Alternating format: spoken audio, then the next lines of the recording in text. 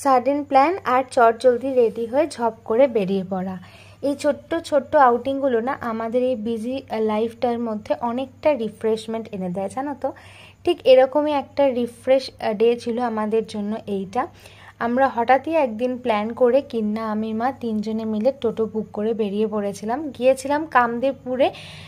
রামকৃষ্ণদেব আর মা শারদার একটা সুন্দর মন্দির হয়েছিল, সেটা অনেকদিন থেকে শুনেছিলাম বাট যাওয়া হয়নি, তো সেদিন চলে গিয়েছিলাম সেখানটায় দেখতে।